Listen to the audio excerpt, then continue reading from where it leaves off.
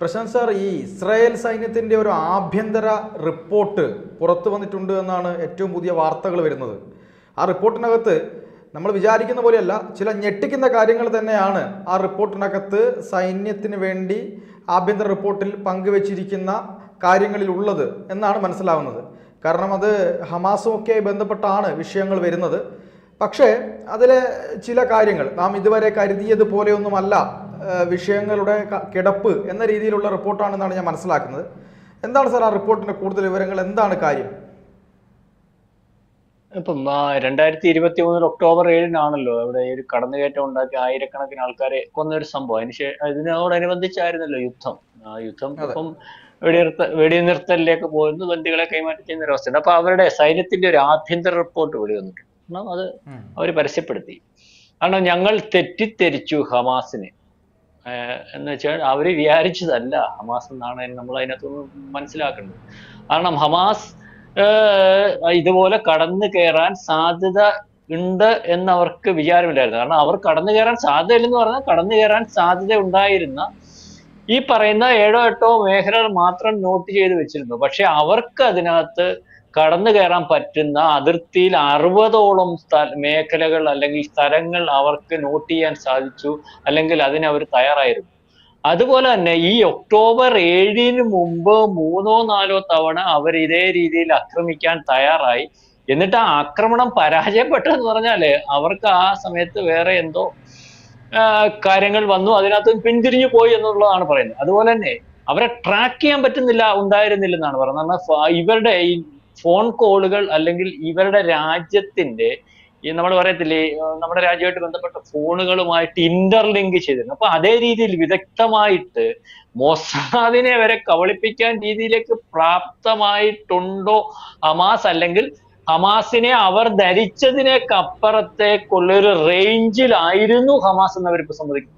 കാരണം ലോകത്തിലെ ഏറ്റവും വലിയ രഹസ്യാന്വേഷണ സംവിധാനമായ മൊസാദും അല്ലെങ്കിൽ അവരുടെ കൂടെ നിന്ന് രഹസ്യാന്വേഷണ സംവിധാനത്തെ സഹായിക്കുന്ന അമേരിക്കൻ രഹസ്യാന്വേഷണ വിഭാഗത്തിനെ ഒക്കെ മറികടന്ന് അയൺഡോൺ സംവിധാനം ഇതുപോലെ ശത്രു രാജ്യങ്ങൾ വളരെ കൃത്യമായിട്ട് വളഞ്ഞു നിൽക്കുകയും ഹമാസും ഹിസ്ബുള്ളയും ഒക്കെ നിരന്തരം റോക്കറ്റ് ആക്രമണം ഒരു 10-50 വീതം അതിർത്തിയിൽ പായിച്ചുകൊണ്ടിരിക്കുക, അതിനെയെല്ലാം തടഞ്ഞുകൊണ്ട് സാധാരണ ജനജീവൻ നയിച്ചുകൊണ്ട് പോകുന്ന ഒരു രാജ്യത്തിനകത്ത് അവരുടെ കരുതലിനെ മറികടക്കാൻ വേണ്ടി ഹമാസിന് സാധിക്കുന്നു. അത് അവർ സമ്മതിക്കുന്നു.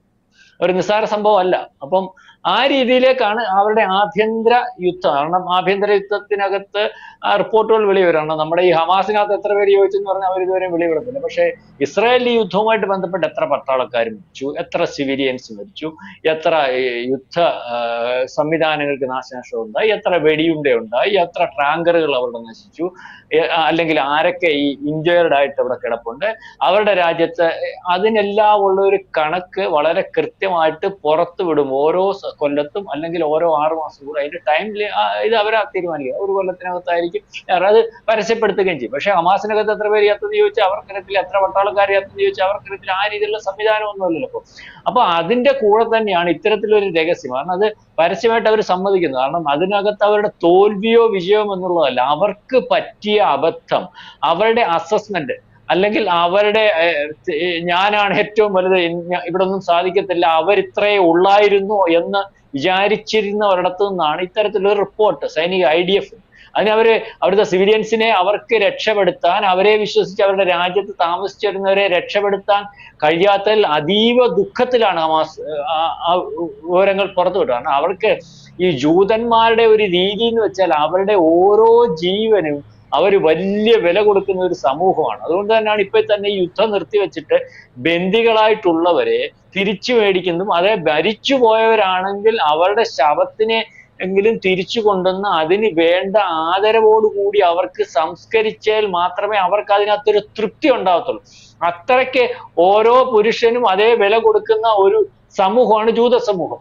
അതുകൊണ്ടാണ് നമ്മൾ ഇവിടെ ജൂത സമൂഹത്തിനെ ലോകത്ത് മൊത്തവും ചിതറിച്ചു കളഞ്ഞപ്പോൾ കുറച്ചു പേരെങ്കിലും ഇവിടെ വന്നപ്പോൾ അവർക്ക് വേണ്ട സംവിധാനങ്ങൾ ഒരുക്കി അവരെ സുരക്ഷിതമായിട്ട് അവർക്കൊരു രാജ്യം ഉണ്ടാകുന്നത് വരെ നമ്മളുടെ രാജ്യത്ത് സംരക്ഷിച്ച് തിരിച്ചു കൊടുത്തതിന്റെ ഫലമായിട്ടാ എന്നും ഏത് ആവശ്യം വന്നാലും നമ്മളുടെ കൂടെ മറ്റു രാജ്യങ്ങളൊക്കെ നിൽക്കുന്നതിനപ്പുറം അവർ രണ്ടും കൽപ്പിച്ച്, അതായത് ഒരു പ്രത്യുപകാരവും ഇല്ലെങ്കിൽ പോലും ഇന്ത്യയുടെ ഒരു ആവശ്യം ഏറ്റവും മുന്നേ അവരുടെ ആവശ്യം പോലെ കണ്ട് നമ്മുടെ കൂടെ നിൽക്കുന്ന ഈ ഇസ്രായേലിനെ നമ്മൾ കണ്ടിട്ടുണ്ട്.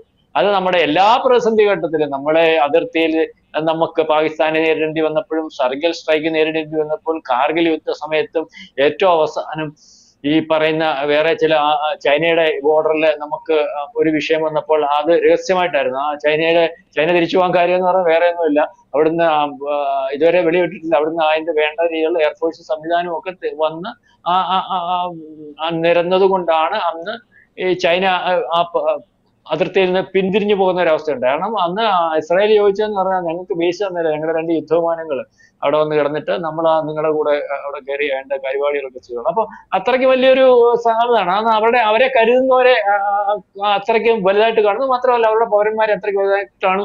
ആ സമയത്താണ് നിരന്തരം സുരക്ഷിതമായിട്ടിരിക്കേണ്ട ഒരു രാജ്യം, ശത്രു രാജ്യങ്ങളിൽ വളയപ്പെട്ട രാജ്യത്ത് അവരുടെ കരുതൽ കുറവ് കൊണ്ട്, അല്ലെങ്കിൽ അവരിനകത്തെ രാഷ്ട്രീയ പ്രശ്നങ്ങളുടെ ഇടപെടൽ കൊണ്ട്, പ്രതിരോധ സംവിധാനത്തിനകത്ത് വന്ന പാളിച്ച, അല്ലെങ്കിൽ അവരുടെ ശത്രുക്കളെ കുറച്ചു കണ്ടത് കൊണ്ടുള്ള പാളിച്ച, ആ പാളിച്ച കൊണ്ട് നഷ്ടപ്പെട്ട ജീവനുകൾ, അതിനെപ്പറ്റി തുറന്ന് സമ്മതിക്കുന്ന ഒരു അവസ്ഥയിലേക്കാണ്. ഇപ്പൊ തന്നെ നമ്മൾ ഇത് കഴിഞ്ഞില്ലേ, ഹമാസിനെ കുറച്ച് കാണുമെന്ന് പറഞ്ഞാൽ പാലസ്തീൻ മൊത്തം ഹമാസ്. അതുപോലെ അവർ വേറെ കാര്യം പറയുന്നുണ്ട്, അവർക്ക് യുദ്ധം ചെയ്യുന്നതിനെക്കാട്ടി താല്പര്യം ഈ പറയുന്ന പോലെ പാലസ്തീൻ ഭരിക്കുന്നതിനകത്താ താല്പര്യം.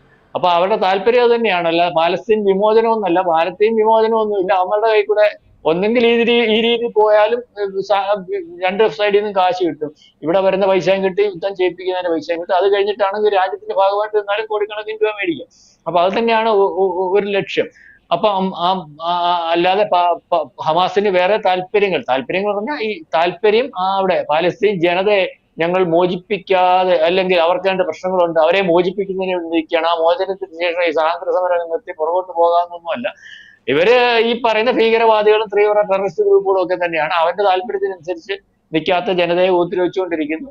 മാത്രമല്ല നമ്മൾ നേരത്തെ പറഞ്ഞുകൂടായില്ല, ഈ പാലസ്തീൻ മൊത്തം ഹമാസ് ആണോ എന്ന് തെറ്റിദ്ധരിക്കുന്ന രീതിയിലേക്കാണ് ഇപ്പൊ ഈ ബന്ദി കൈമാറ്റമൊക്കെ നടക്കുമ്പോൾ ഹമാസ് ഭീകരരുടെ കൂടെ വരുന്ന ആൾക്കൂട്ടവും അല്ലെങ്കിൽ അവരുടെ രീതികളും ഒക്കെ അതിനകത്ത് എത്രത്തോളം തന്നെ, അതായത് അവരുടെ ഭാഗമായിട്ട് അറിഞ്ഞോ അറിയാതെ നിൽക്കാത്തവനൊന്നും ആ രാജ്യത്ത് ജീവിക്കാൻ പറ്റാത്തൊരവസ്ഥ, അല്ലെങ്കിൽ അങ്ങനെ നിഷ്പ്രഭരായിട്ട് നല്ല മുസ്ലിങ്ങളായിട്ട് നിൽക്കുന്നവനെ പിടിച്ചുകൊണ്ടുപോയി പീഡിപ്പിക്കുന്ന ഒരു അവസ്ഥ. അതിനു വേണ്ടി അല്ലെങ്കിൽ അതിന്റെ തെളിവുകളൊക്കെ എന്നാൽ ഈ പറയുന്ന ഇസ്രായേൽ തന്നെ പുറത്തുവിട്ടായിരുന്നു. അപ്പൊ ഇതേ രീതിയിലേക്കാണ് കാര്യങ്ങൾ. സത്യങ്ങൾ പുറത്തു വന്നിറങ്ങി. അത് അപ്പം ഇനിയുമെങ്കിലും നമ്മുടെ ഭാഷയിൽ പറഞ്ഞാൽ വളരെ സൂക്ഷിച്ച് കരുതലോടുകൂടി, നിസ്സാരമായിട്ട് കാണാൻ, ശത്രുക്കളെ നിസ്സാരമായിട്ട് കാണരുതെന്ന് നമ്മൾ ചാണക്യം പറഞ്ഞിട്ടുള്ളത് പോലെ ശത്രുവാണെന്ന് പറയുന്നവനെ നമ്മൾ പുറത്തുനിന്ന് കണ്ട് നിസ്സാരവൽക്കരിച്ചു പോകുന്ന ഒരു അവസ്ഥ ഉണ്ടാവരുത്. അവൻ എത്രത്തോളം വലിപ്പം ഉണ്ടെന്ന് അറിയത്തില്ല. മഞ്ഞുമലയുടെ അറ്റം കാണുന്നത് പോലെ ആയിരിക്കും ചിലപ്പോൾ ശത്രുക്കൾ.